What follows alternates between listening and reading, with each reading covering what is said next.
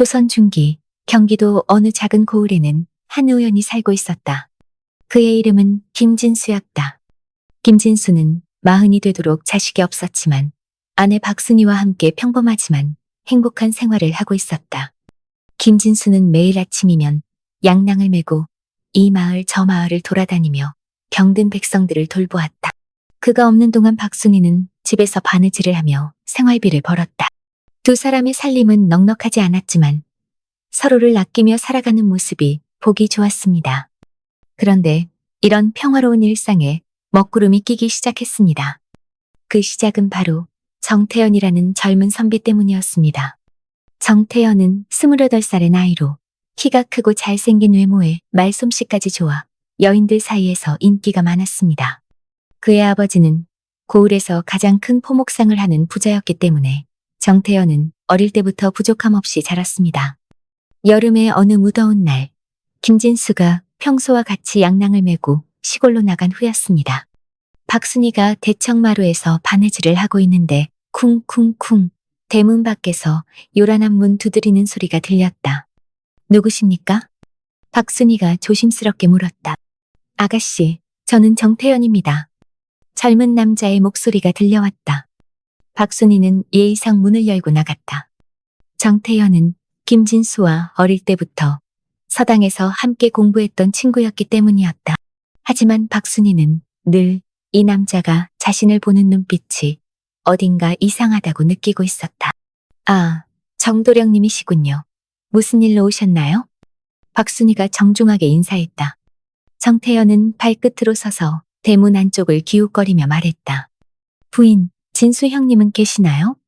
갑자기 배가 아파서 약을 좀 지어달라고 부탁드리려고 왔는데요. 아, 남편은 아침 일찍 시골로 나가셨어요. 오늘은 좀 늦을 것 같으니 내일 다시 오시면 될 것 같습니다. 박순이가 말하며 문을 닫으려고 했다. 그런데 정태현이 갑자기 눈썹을 찌푸리며 배를 감싸쥐었다. 아이고, 이상하네요. 갑자기 배가 더 아파지는 것 같은데 혹시 뒷간을 좀 사용해도 될까요? 정말 급해서요. 박순이는 아녀자 혼자 있는 집에 남자를 들이는 것이 마음 편치 않았지만 급한 일이라니 어쩔 수 없이 승낙했다. 그럼 어서 들어오세요. 정태현은 재빨리 문 안으로 들어서더니 뒷간 쪽으로 뛰어갔다. 박순이는 불안한 마음에 대문가에 서서 기다렸다. 사실 정태현은 김진수가 박순이와 혼이 난 이후부터 더욱 자주 김진수 집을 드나들었다. 겉으로는 김진수와 술을 마시며 담소를 나누는 것처럼 보였지만 진짜 목적은 따로 있었다. 박순이의 아름다운 모습에 마음을 빼앗긴 것이었다. 박순이는 고을에서 손꼽히는 미인이었다. 하얀 피부에 단아한 얼굴, 그리고 우아한 몸매까지. 특히 여름철 얇은 한복을 입었을 때의 모습은 남자들의 시선을 사로잡기에 충분했다. 정태현은 박순이가 바느질하는 모습을 볼 때마다 가슴이 뛰었고 밤마다 그녀의 모습을 떠올리며 잠 못 이루는 날이 많았다. 평소 점잖고 품위 있는 척했지만 실제로는 바람둥이였던 그는 몰래 여러 여자들과 연애도 많이 하고 기방도 자주 드나들었습니다. 이렇게 아쉬울 것 없는 그였지만 오히려 품을 수 없는 박순이에게 더 끌렸던 것이 문제였습니다. 박순이는 정태현의 그런 마음을 어느 정도 눈치채고 있었다. 그래서 남편 김진수에게 여러 번 말했다. 여보, 정도령이 자꾸 우리 집에 오는 게 좀 이상해요. 술 마시러 온다고는 하지만 저를 보는 눈빛이 예사롭지 않아요. 앞으로는 집에 불러들이지 마세요. 하지만 김진수는 아내의 말을 대수롭지 않게 여겼다. 아, 그런 게 아니야. 정태현이는 어릴 때부터 아는 사이인데 그런 나쁜 마음을 품을 리가 없어. 게다가 그 집은 고을에서 가장 부자잖아. 혹시라도 기분 나쁘게 하면 안 되니까 적당히 어울려주자. 김진수는 정태현의 아버지가 고을의 유력한 상인이라는 점을 의식하고 있었다. 의원이라는 직업이 그리 높지 않은 신분이었기 때문에 권력 있는 사람들과 좋은 관계를 유지하는 것이 중요하다고 생각했다. 뒷간에서 나온 정태현은 박순이에게 다가가며 말했다. 아, 덕분에 편안해졌습니다. 고맙습니다. 그런데 혹시 김진수 형님이 언제쯤 돌아오실까요? 글쎄요. 늦어도 해질 무렵에는 돌아오실 겁니다. 박순이가 답했다. 정태현은 박순이가 혼자 있다는 사실을 확인하고는 속으로 기뻐했다. 하지만 박순이의 단호한 태도를 보고는 더 이상 무리하지 않기로 했다. 그럼 저는 이만 가보겠습니다. 다음에 다시 오겠습니다. 정태현이 아쉬워하며 말했다. 박순이는 정태현이 떠나자 마음이 놓였다. 하지만 뭔가 불길한 예감이 들었다. 그날 오후 김진수가 마을에서 돌아오는 길이었다. 평소보다 일찍 끝난 김진수는 기분 좋게 집으로 향하고 있었다. 그런데 마을 어귀에서 슬픈 울음소리가 들려왔다. 김진수가 소리가 나는 쪽으로 가보니 허름한 초가집에서 젊은 남자가 울고 있었다. 호기심이 생긴 김진수는 문을 두드렸다. 무슨 일이십니까? 김진수가 물었다. 문이 열리자 15살 정도의 소년이 눈물을 글썽이며 나타났다. 선생님, 저희 어머니가 갑자기 쓰러지셔서 못 일어나세요. 제발 저희 어머니를 살려주세요. 김진수가 집 안으로 들어가 보니 중년 여인이 침대에 누워 의식을 잃은 채 있었다. 김진수는 재빨리 맥을 짚어보고 상태를 살펴보았다. 다행히 위험하지는 않습니다. 몸이 너무 약해서 기절한 것 같네요. 빨리 뜨거운 물을 끓여오세요. 김진수가 소년에게 말했다. 소년의 이름은 이강이었다. 아버지가 일찍 돌아가신 후 어머니 안 씨와 단둘이 살고 있었다. 하지만 어머니가 병에 걸려 일을 할 수 없게 되자 집안 형편이 매우 어려워졌다. 선생님, 저희는 돈이 없어서 치료비를 드릴 수가 없습니다. 이강이 눈물을 흘리며 말했다. 김진수는 웃으며 답했다. 걱정하지 마세요. 돈은 필요 없습니다. 김진수는 정성스럽게 환자를 치료했다. 그리고 치료가 끝난 후에는 시장에 가서 돼지고기까지 사왔다. 어머니가 몸이 약하시니까 고기를 끓여서 드시게 하세요. 당신도 함께 드시고요. 김진수가 이강에게 말했다. 안 씨가 의식을 되찾고 이 이야기를 들었을 때 눈물을 흘리며 감사 인사를 했다. 이강도 김진수에게 무릎을 꿇고 절을 했다. 정말 고맙습니다. 언제가 되든 이 은혜를 꼭 갚겠습니다. 이강이 진심으로 말했다. 김진수는 이강을 일으켜 세우며 말했다. 별것 아닙니다. 어려운 사람을 돕는 것은 당연한 일이에요. 김진수가 집에 돌아왔을 때 박순이가 반갑게 맞이했다. 오늘 있었던 정태현의 방문에 대해서는 말하지 않았다. 괜히 남편을 걱정시키고 싶지 않았기 때문이다. 저녁 식사를 마친 후 부부는 평소와 같이 대화를 나누고 있었다. 그런데 갑자기 대문 밖에서 목소리가 들려왔다. 김진수 형님, 집에 계시나요? 정태현의 목소리였다. 김진수가 문을 열고 나가자 정태현이 환한 미소를 지으며 서 있었다. 형님, 오늘 저녁에 시간 있으시면 저희 집에서 술 한잔 어떠세요? 좋은 술을 준비해뒀거든요. 김진수는 며칠 동안 술을 마시지 못해서 조금 아쉬웠던 터였다. 그래 좋지. 잠깐만 기다려. 박순이가 걱정스러운 표정으로 말했다. 여보, 정도령과 술을 마실 때마다 당신만 취해서 들어오잖아요. 그 사람은 멀쩡한데 말이에요. 저는 뭔가 수상하다고 생각해요. 무슨 이상한 소리야.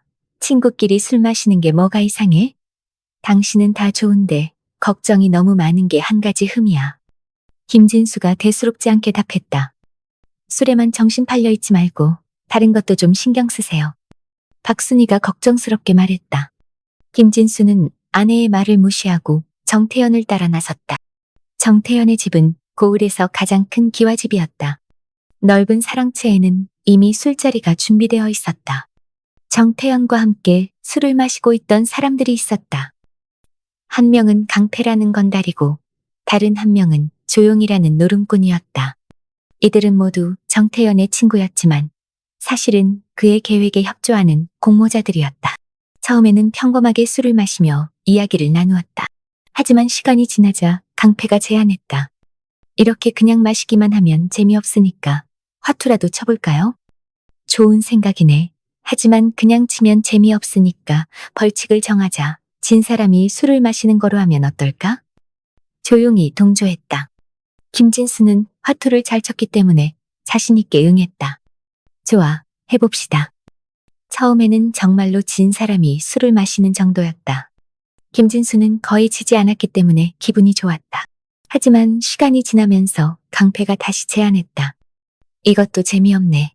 이번엔 돈을 걸어보면 어떨까? 물론 작은 돈으로 말이야. 김진수는 잠시 망설였다. 돈을 걸고 노름을 하는 것은 좋지 않다고 생각했기 때문이다. 하지만 술에 취한 상태에서 상대방의 권유를 거절하기는 어려웠다. 그래, 조금씩만 하자.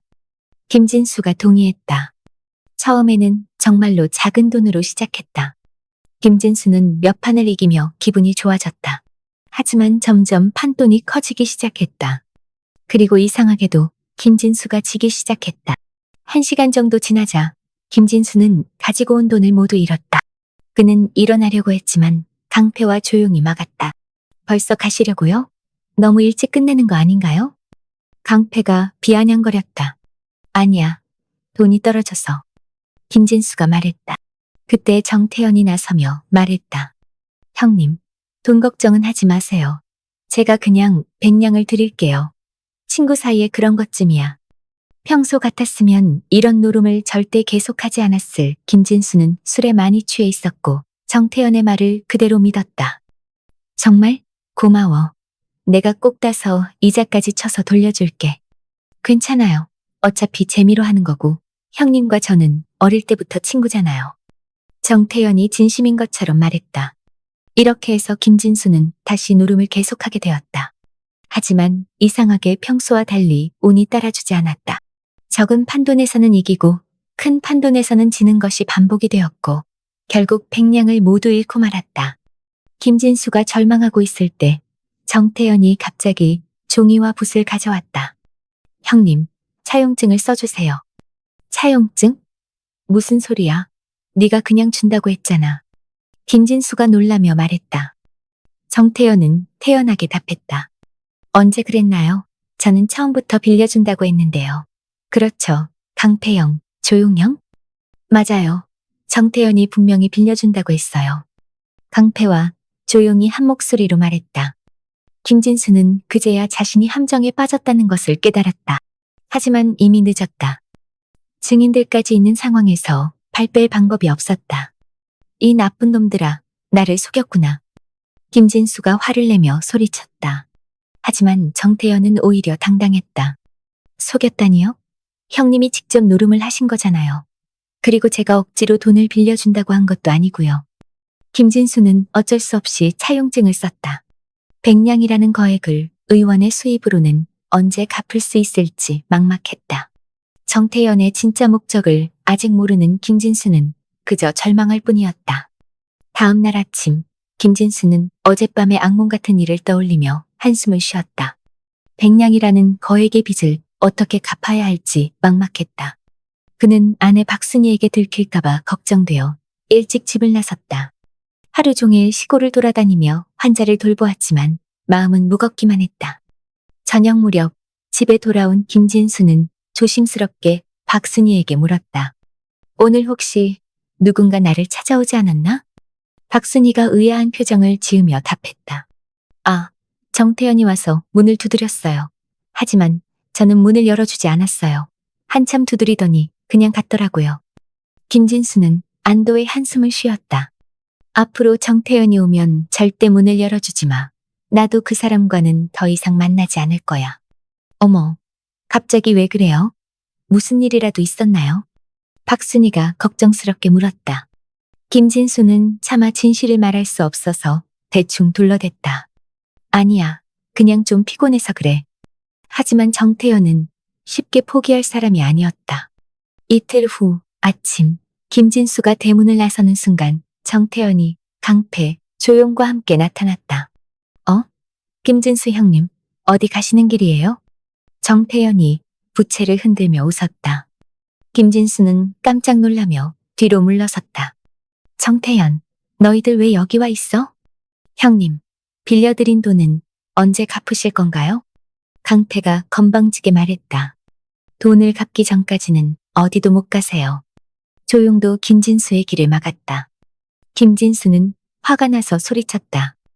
너희가 나를 속인 거잖아. 관가에 가서 고발하겠어. 고발이라니요? 빚을 갚는 것은 당연한 일 아닌가요? 강패가 비웃으며 말했다. 그러더니 강패가 갑자기 김진수를 밀쳤다. 김진수가 균형을 잃고 넘어지자 조용도 달려들어 발길질을 했다. 김진수는 땅바닥에 쓰러져 신음했다. 집안에서 소리를 들은 박순이가 급히 뛰어나왔다. 당신들 뭐 하는 거예요? 대낮에 사람을 때리다니. 정태현이 나서며 말했다. 부인, 저희가 폭력을 쓰려는 게 아니에요. 김진수 형님이 저희 돈을 빌려놓고 갚지 않아서 그래요. 정태현은 김진수가 쓴 차용증을 박순이에게 보여주었다. 박순이는 그 글씨가 분명 남편의 것임을 알아보았다. 여보, 이게 정말이에요? 언제 이렇게 많은 돈을 빌렸어요? 박순이가 눈물을 글썽이며 물었다. 김진수는 부끄러워하며 고개를 숙였다. 미안해. 내가 잘못했어. 술에 취해서 이놈들의 속임수에 속았어. 정태현은 이때를 기다렸다는 듯이 말했다. 부인, 김진수 형님이 내일까지 돈을 갚지 못하면 관가에 신고할 수밖에 없어요. 그러면 형님은 감옥에 가게 될 거예요. 박순이는 절망했다. 100냥이라는 거액을 어디서 구하겠는가. 정태현이 계속 말했다. 하지만 다른 방법이 있어요. 부인이 저희 집에 와서 5년간 일을 해주신다면 이 빚을 없던 일로 하겠어요. 박순이는 정태현의 진짜 속셈을 알아차렸다. 그동안 자신을 탐내던 그 시선이 떠올랐다. 하지만 남편이 감옥에 가는 것보다는 자신이 희생하는 게 낫다고 생각했다. 알겠어요. 내일 답을 드리겠어요. 박순이가 힘없이 말했다. 정태현은 만족스러운 미소를 지으며 말했다. 현명한 선택이에요, 부인. 저와 함께 지내시면 좋은 옷, 좋은 폐물 다 드릴 수 있어요. 세 사람이 떠나자 김진수와 박순이는 대문 앞에서 한참 동안 울었다. 이웃들이 구경하러 나와서 수군거리자 박순이는 부끄러워하며 김진수를 부축해 집 안으로 들어갔다. 바로 그때였다. 어린 목소리가 들려왔다. 선생님, 무슨 일이 있으신 건가요? 돌아보니 이강이 산에서 잡은 꿩을 들고 서 있었다. 김진수는 창피해서 얼굴을 들 수 없었다. 아, 이강이구나. 별일 아니야. 김진수가 대충 답했다. 이강은 손에 든 꿩을 내밀며 말했다. 어머니 병이 나아서 제가 다시 사냥을 할 수 있게 되었어요. 이 꿩은 선생님께 드리려고 가져왔어요. 김진수는 고개를 저었다. 고마운 마음은 알겠지만 우리는 지금 고기를 먹을 상황이 아니구나. 네가 가져가서 어머니와 함께 먹어라. 이강은 김진수의 표정이 심상치 않음을 눈치챘다. 박순이에게 다가가서 무슨 일인지 물어보았다. 박순이는 처음에는 말하지 않으려 했지만 이강이 계속 물어보자 결국 사실을 털어놓았다. 정태현 일당이 김진수를 속여서 거액의 빚을 지게 만들었다는 것과 자신이 그 빚을 대신 갚아야 할 처지라는 것을 말했다. 이강은 이야기를 듣고 나서 웃으며 말했다. 그런 일이라면 걱정하지 마세요. 제가 도와드릴 수 있어요. 네가 뭘 도와준다는 거냐? 김진수가 의아해했다. 이강이 대답했다. 선생님, 정태현이 가지고 있는 건 차용증 하나뿐이죠? 다른 증거는 없고요? 그래, 차용증 하나뿐이야. 하지만 그게 무슨 소용이야? 내 글씨로 쓰여 있는데. 김진수가 답했다. 이강은 자신 있게 말했다. 그럼 문제 없어요. 잠깐만 기다리세요. 그러더니 이강이 갑자기 담을 뛰어넘어 사라졌다. 김진수와 박순이는 깜짝 놀랐다. 어린 소년이 어떻게 그렇게 높은 담을 쉽게 넘을 수 있는지 신기했다. 1시간 정도 지나자 이강이 다시 나타났다. 이번에는 종이 한 장을 들고 있었다. 선생님, 이게 정태현이 가지고 있던 차용증 맞나요? 이강이 종이를 보여주었다. 김진수는 깜짝 놀라며 차용증을 받아들었다. 맞아. 이게 바로 내가 쓴 차용증이야. 네가 어떻게 이걸 가져온 거지? 이강이 웃으며 설명했다. 사실 저는 어릴 때 도승에게 무술을 배웠어요. 담 넘기, 지붕 걷기 같은 건 쉬운 일이에요.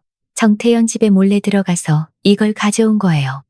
김진수와 박순이는 너무 고마워서 이강에게 절을 했다. 정말 고맙다.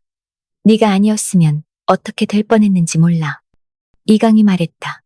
선생님이 저희 어머니를 살려주셨잖아요. 이 정도는 당연히 해야죠. 하지만 이강의 복수는 여기서 끝나지 않았다.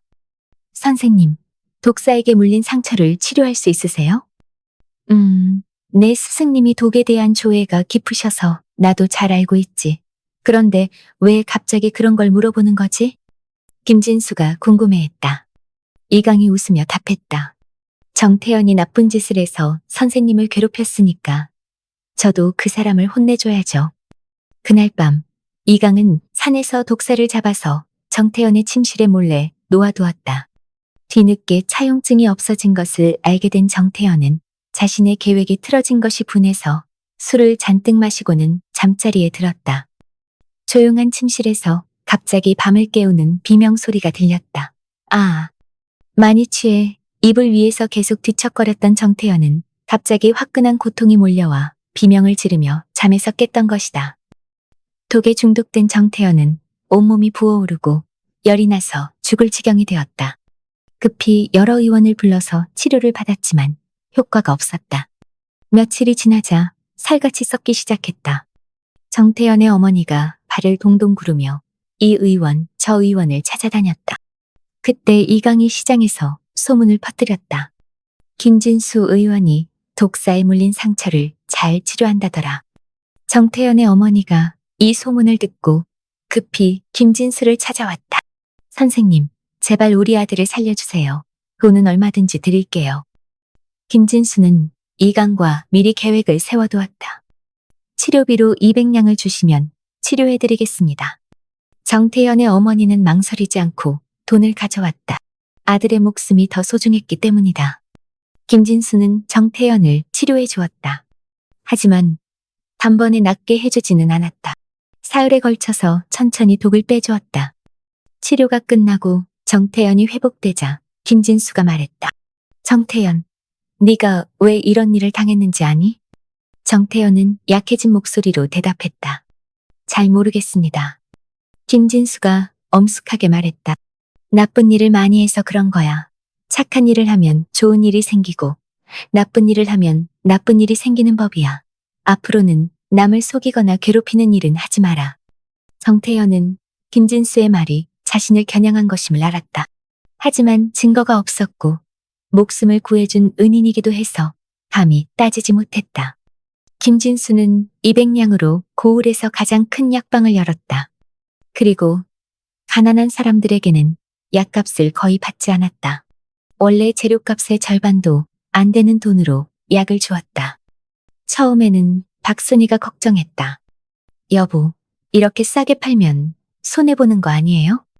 하지만 김진수의 착한 마음 씀씀이가 소문이 나면서 오히려 더 많은 환자들이 찾아왔다. 가난한 사람들은 싼 값에 약을 사고 부자들은 정당한 값을 치르고 약을 샀다. 6개월 후에 장부를 정리해보니 놀라운 일이 벌어졌다. 오히려 이전보다 수입이 더 많아진 것이었다. 착한 일을 해서 손해를 본 게 아니라 더 큰 이익을 얻게 된 것이다. 김진수는 이강과 그의 어머니 안씨를 약방으로 초대했다. 이강아, 네가 아니었으면 우리가 어떻게 되었을지 몰라. 네가 우리 부부의 은인이구나. 앞으로 우리와 가족처럼 함께 살자. 이강은 기뻐하며 승낙했다. 안씨도 눈물을 흘리며 고마워했다.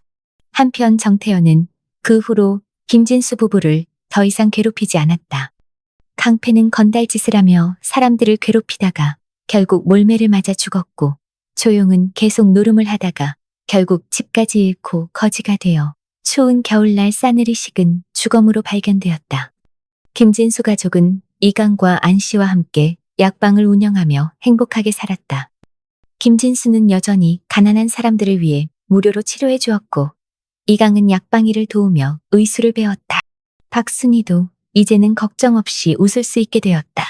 착한 일을 하면 반드시 좋은 결과가 따른다는 것을 온 가족이 경험했기 때문이다. 고을 사람들은 김진수의 약방을 착한 약방이라고 불렀다. 그리고 이런 말을 자주 했다. 김진수 의원님처럼 살아야 해.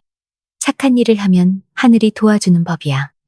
이렇게 해서 착한 의원 김진수와 은인 이강의 이야기는 고을 사람들 사이에서 오랫동안 전해져 내려왔다. 나쁜 일을 하면 잠깐은 잘 살 수 있겠지만 나중에는 반드시 벌을 받고 착한 일을 하면 언젠가는 반드시 복이 돌아온다는 교훈과 함께 말이다. 솔소려담 재밌게 보셨나요? 영상을 빠르게 만나보시려면 솔소려담 보름달을 클릭하여 구독을 눌러주세요. 새로운 영상이 올라오면 알람을 보내드립니다. 다음 동영상과 추천 영상도 준비했으니 많은 시청 바랍니다. 항상 건강하시고 행복하고 좋은 일만 있으시길 바랍니다.